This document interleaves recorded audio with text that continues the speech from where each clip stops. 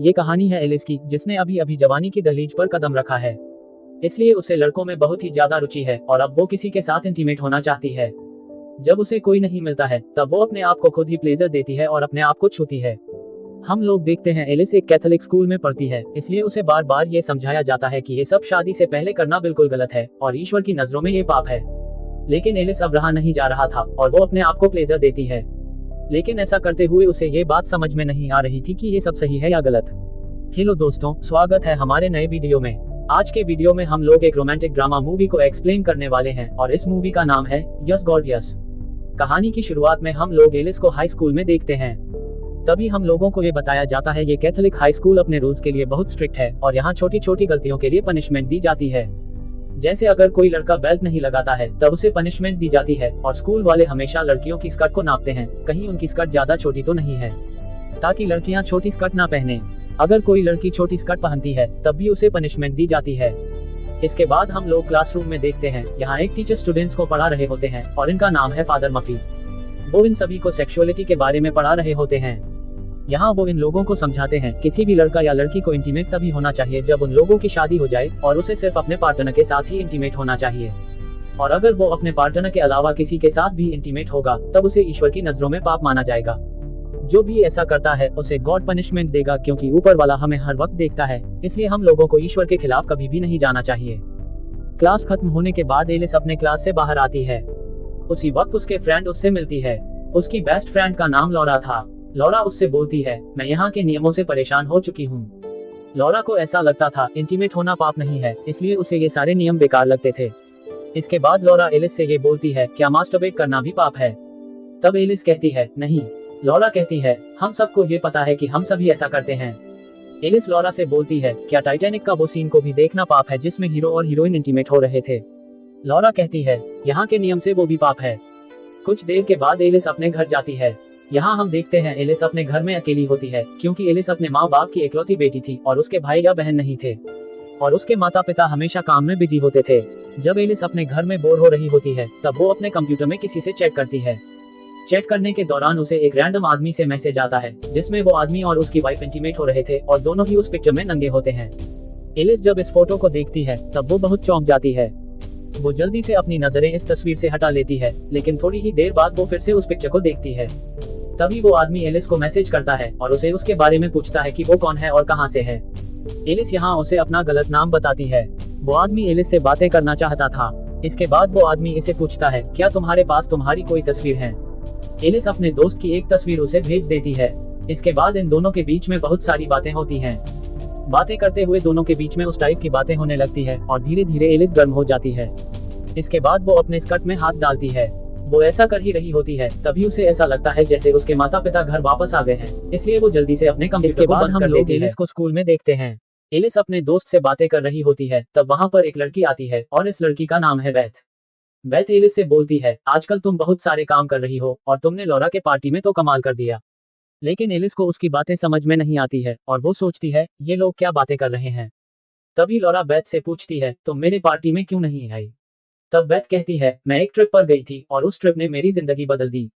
इन दोनों से ऐसा कहने के बाद वो यहाँ से चली जाती है। कुछ देर के बाद एलिस यहाँ चॉकलेट खा रही होती है, लेकिन उसके चॉकलेट खाने का अंदाज काफी अलग था और वो उसे चाट चाट कर खा रही थी। एलिस को ऐसा करते हुए देखकर वहाँ बैठे लड़के हंसने लगते हैं। उसे उन लड़कों का हंसना अच्छा नहीं लगता है और वो यहाँ से उठकर चली जाती है। तभी एलिस के सामने वही लड़की आती है जिसकी तस्वीर उसने एक आदमी को इंटरनेट पर भेजी थी। वो लड़की यहाँ आकर उस पर बहुत गुस्सा होती है और वो एलिस से कहती है, तुम बहुत ही बुरी लड़की हो। एलिस को उसकी बातें समझ में नहीं आती हैं। कुछ देर के बाद एलिस अपने एक टीचर से मिलती है। वो एलिस को समझाती है, तुम अपने बॉडी के साथ ऐसा नहीं कर सकती हो, क्योंकि ये सब ईश्वर की देन है। तभी एलिस समझ जाती है कि पूरे कॉलेज में ये बात फैल चुकी है कि एलिस मास्टरबेट करती है। और अब एलिस फादर मफी के पास जाती है और वो उन्हें अपनी पूरी बात बताती है। फादर मफी उससे बोलते हैं ये सब गलत है और वो उसे इसका उपाय बताते हैं। वो उससे कहते हैं, तुम्हें ईश्वर के पास जाकर उससे मांगेगा। इसलिए वो इस ट्रिप पर निकल जाती है। तभी हम लोग इस ट्रिप पर लॉरा को देखते हैं, लेकिन लॉरा यहाँ अपने माइंड को शांत करने नहीं बल्कि एक लड़के को पटाने के लिए आई थी। वो लड़का लॉरा का सीनियर है और लॉरा बार बार उसे ही देखती है। फाइनली ये लोग उस जगह पर पहुंच जाते हैं जहाँ इन लोगों को रुकनी थी। सारे लोग कैंप के अंदर जाने लगते हैं। तभी यहाँ पर कैंप से कुछ बच्चे आते हैं जो कि पहले से यहाँ थे और उन्हें ग्रुप लीडर बनाया जाएगा। यहाँ पर हम लोग एक लड़के को देखते हैं जिसका नाम क्रिस है। एलिस जब क्रिस को देखती है, एलिस को उससे प्यार हो जाता है। कुछ देर के बाद ये लोग कैंप के अंदर जाते हैं। अंदर जाने के बाद एलिस की मुलाकात नीना से होती है, जो कि यहाँ की इंचार्ज है। नीना एलिस से ये बोलती है, तुम अपना फोन हमें दे दो, क्योंकि तुम 4 दिनों तक यहाँ रुकने वाली हो और यहाँ फोन अलाउड नहीं है। ये लोग फोन इसलिए लेते हैं ताकि यहाँ आने वालों का ध्यान सिर्फ ईश्वर पर हो। इसलिए वो कहती है, तुम्हारे पास फोन, घड़ी और ऐसी जो भी चीजें हैं तुम हमें दे दो। तभी एलिस उससे बोलती है, मेरे पास फोन नहीं है, और वो ऐसा कहते हुए फोन को छुपा लेती है और सिर्फ अपने घड़ी को देती है। यहाँ इन सारे बच्चों को अलग अलग ग्रुप में बांट दिया जाता है। एलिस के ग्रुप का इंचार्ज क्रिस था। वो इस बात से बहुत खुश होती है। कुछ देर के बाद फादर मर्फी यहाँ आते हैं। वो सबसे कहते हैं, अगले 4 दिनों तक तुम्हें अपने आप को देखना है। यहाँ तुम लोग अपनी जिंदगी के उतार चढ़ाव को महसूस करोगे और ये सब तुम्हारे फ्यूचर के लिए बहुत हेल्पफुल रहेगा, क्योंकि ईश्वर ये चाहता है तुम अपनी जिंदगी पर ध्यान दो, इसलिए उसने तुम लोगों को यहाँ आने के लिए चुना है। यहाँ फादर मर्फी सभी लोगों को एक पेपर देता है जिसमें अलग अलग तरह के मोड्स लिखे हुए थे। फादर मर्फी इन लोगों से कहते हैं, तुम लोग अपने अपने मोड्स को चुनो जिसे तुम लोगों ने हाल ही में महसूस किया है। इसके बाद सारे लोग टिक मार्क करने लगते हैं। जब एलिस अपना टिक मार्क कर रही होती है तब वो टर्न ऑन को भी चुन लेती है, क्योंकि थोड़े दिन पहले ही उसने ऐसा महसूस किया था और वो किसी के साथ इंटीमेट होना चाहती थी। लेकिन जल्द ही एलिस को ऐसा लगता है, अगर इसके बारे में सभी को पता चला तो फिर से उसे डांटा जाएगा। इसलिए वो पहले उस सर्कल को मिटाने लगती है, लेकिन जब वो सर्कल नहीं मिटता है तब वो उसे काट देती है। इसके बाद वो पेपर सबमिट कर देती है। तभी नीना सबके सामने अपना कन्फेशन करने के लिए आती है और वो कहती है, थोड़े समय पहले मुझे ऐसा लगता था जैसे मेरे माता पिता मुझे प्यार नहीं करते हैं और वो सिर्फ मेरी छोटी बहन से प्यार करते हैं, क्योंकि वो हर चीज में मुझसे बेहतर है। लेकिन यहाँ आने के बाद मुझे ऐसा महसूस हुआ जैसे मेरे माता पिता मुझे भी प्यार करते हैं। इसलिए मुझे ऐसा लगता है जैसे इस जगह में कुछ न कुछ शक्तियाँ हैं। एलिस को उसकी बातें बहुत अच्छी लगती हैं। तभी हम लोग रात में एलिस को देखते हैं जो कि अपने मोबाइल पर गेम खेल रही थी। तभी उसे एहसास होता है कि उसे अपने फोन को साइलेंट कर देना चाहिए। इसके बाद वो अपने फोन को साइलेंट कर देती है। तभी उसका फोन वाइब्रेट होने लगता है। वो जैसे ही इस वाइब्रेशन को महसूस करती है, इसके बाद वो अपने मोबाइल के वाइब्रेशन से ही अपने आप को प्लेजर देने लगती है। लेकिन थोड़ी देर ऐसा करने के बाद उसे ऐसा एहसास होता है कि इस कमरे में क्रॉस लगा हुआ है और क्रॉस के सामने ऐसा करना गलत है। इसके बाद वो रुक जाती है। अगले दिन हम लोग सभी लोगों को जंगल में देखते हैं। ये सारे लोग ट्रैकिंग करने के लिए गए थे। यहाँ एलिस जानबूझकर अपने आप को घायल कर लेती है ताकि इनके ग्रुप का लीडर जो कि क्रिस है वो इसके पास आ जाए। ऐसा ही होता है और क्रिस उसके पास आता है। एलिस नहीं चल पा रही थी, इसलिए क्रिस उसे उठा लेता है और वो उसे लेकर जाने लगता है। ये देखकर एलिस बहुत खुश होती है। इसके बाद वो क्रिस के साथ कैबिन में जाती है। क्रिस उसका बहुत ही अच्छे से ख्याल करता है। तभी यहाँ नीना आती है और वो एलिस से कहती है, सभी को ग्रुप फोटो के लिए बाहर जाना है। इन दोनों की बातें चल ही रही होती है। तभी नीना एलिस के फोन के वाइब्रेशन को सुनती है। जब वो ड्रॉवर को खोलती है तब उसे वहाँ एलिस का फोन मिलता है। ये देखकर वो एलिस पर बहुत गुस्सा होती है और वो उसे कहती है, तुमने मुझसे झूठ बोला, बाहर इन लोगों का ग्रुप फोटो होता है। यहाँ फादर मर्फी एलिस को डांटते हैं और वो कहते हैं, तुमने फिर से हम लोगों से झूठ बोला और तुमने यहाँ के नियमों को तोड़ा है, इसलिए तुम्हें सजा मिलेगी और तुम्हारी पनिशमेंट ये है कि तुम इस पूरे जगह की सफाई करोगी। इसके बाद एलिस यहाँ की सफाई करने लगती है। जब वो सफाई करते हुए फादर के कमरे में पहुँचती है तब उसे वहाँ एक कंप्यूटर दिखाई देता है। वो देखती है यहाँ आसपास कोई नहीं है। इसके बाद वो उस कंप्यूटर को ऑन करके वहाँ चैटिंग करने लगती है। यहाँ वो बात करते हुए एक लड़के से इंटीमेट होने के बारे में पूछती है। तभी उसे ऐसा लगता है जैसे यहाँ कोई आ रहा है, इसलिए वो जल्दी से कंप्यूटर को बंद करके यहाँ से बाहर चली जाती है। लेकिन जैसे ही वो यहाँ से बाहर जाती है उसे नीना मिलती है। नीना उससे कहती है, सारे लोग सच ही कहते हैं, तुम्हारे अंदर बहुत हवस है। एलिस को ऐसा बोलने के बाद नीना यहाँ से चली जाती है। अब इन सभी का यहाँ 3 दिन गुजर चुका है। जब सारे लोग बैठे होते हैं तभी फादर मर्फी यहाँ आते हैं और वो इन लोगों से ये कहते हैं, किसी ने मेरे कंप्यूटर का इस्तेमाल किया है और वहाँ उसने चैट भी किया है, इसलिए तुम सबकी भलाई इसी में है कि तुम लोग चुपचाप मुझे बता दो कि मेरे कंप्यूटर का इस्तेमाल किसने किया है। लेकिन कोई भी इस बात को एक्सेप्ट नहीं करता है। इसलिए मर्फी इन लोगों से यहाँ कहता है, ऊपर वाला सारी चीजों को देख रहा है और इसकी पनिशमेंट ऊपर वाला तुम्हें जरूर देगा। इसके बाद फादर मर्फी एक एक करके सारे बच्चों का इंटरव्यू लेता है ताकि उसे ये पता चल जाए उसके कंप्यूटर का इस्तेमाल किसने किया है। जब एलिस की बारी आती है तब फादर मर्फी उससे बोलता है, पूरे कॉलेज में तुम्हारे बारे में चर्चे हैं और तुम्हारे हवस के बारे में सभी को पता है। मैंने तुम्हारे पेपर में देखा था, तुमने टर्न ऑन को भी सर्कल किया था। एलिस यहाँ बहाने बनाती है और वो फादर मर्फी से ये कहती है,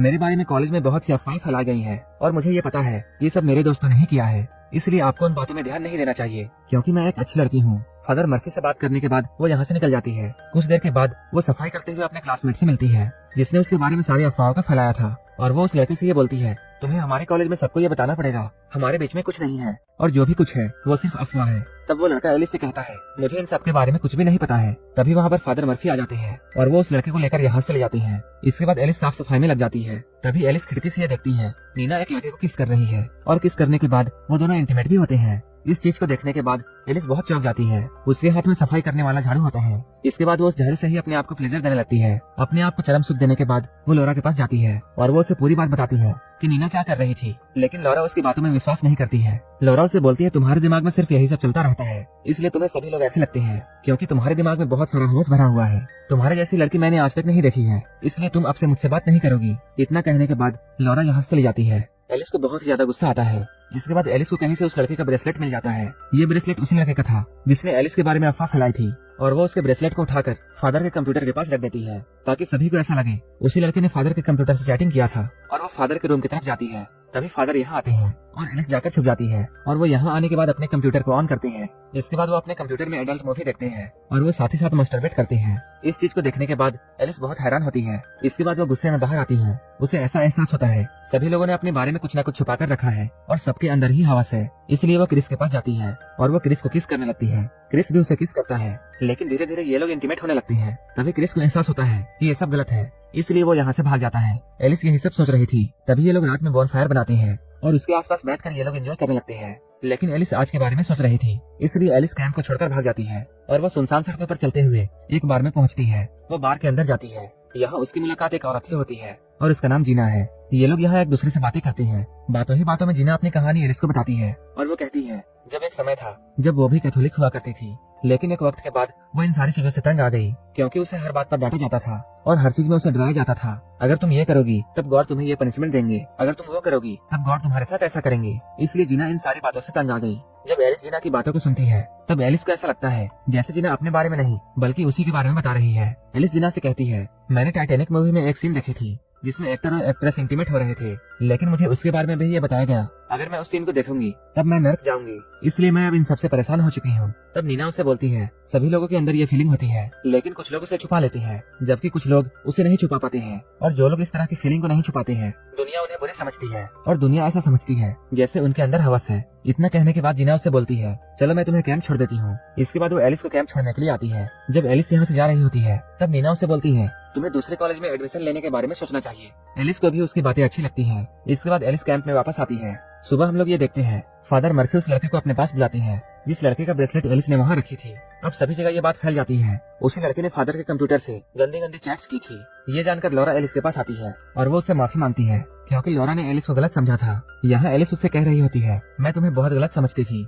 मुझे ऐसा लगा था जैसे तुम्ही ने फादर के कंप्यूटर से वो चैट्स किए थे, लेकिन मैं तुम्हारे बारे में बिल्कुल गलत थी और मुझे माफ कर दो। तभी फादर मर्फी यहाँ आते हैं और वो इन लोगों से ये बोलते हैं मैं ये चाहता हूँ कि तुम लोग एक एक करके यहाँ का एक्सपीरियंस सभी के साथ शेयर करो कि तुम्हें यहाँ कैसा लगा। तभी वो लड़का इन लोगों के सामने आता है जिस लड़के का ब्रेसलेट एलिस ने फादर के रूम में रखा था। वो अपने किए के लिए बहुत शर्मिंदा है कि उसने फादर के कंप्यूटर से गंदी गंदी बातें की। उसके बात को सुनने के बाद एलिस बहुत चौंक जाती है क्योंकि उस लड़के ने ऐसा किया नहीं था, लेकिन फिर भी वो ऐसा क्यों बोल रहा है। तभी एलिस को ये समझ में आ जाता है कि उस लड़के को ये पता चल चुका है कि उन चैट्स को एलिस ने किया था, लेकिन उस लड़के ने एलिस के बारे में पहले ही अफवाह फैलाई थी और अब वो अपने किए के लिए शर्मिंदा है और जिसका प्रायश्चित वो अभी कर रहा है। उसके बाद एलिस की बोलने की बारी आती है। एलिस जैसे ही माइक के पास आती है वो यहाँ कहती है सभी के यहाँ अपने अपने सीक्रेट्स हैं और सभी लोगों ने अपने अपने सीक्रेट्स को छुपा रखा है और कुछ लोग दूसरे के सामने ये नाटक करते हैं कि सभी लोग नियमों का पालन करें और वो ईश्वर से सभी को डराते हैं। इतना कहने के बाद एलिस यहाँ चली जाती है। इसके बाद वो अपने कंप्यूटर को ऑन करती है। यहाँ वो अपने नए कॉलेज के बारे में सर्च करती है जहाँ उसे एडमिशन लेना है। अगले दिन जैसे ही वो अपने कॉलेज में जाती है वो यहाँ क्रिस को देखती है। क्रिस यहाँ बहुत ही अनकंफर्टेबल फील कर रहा था।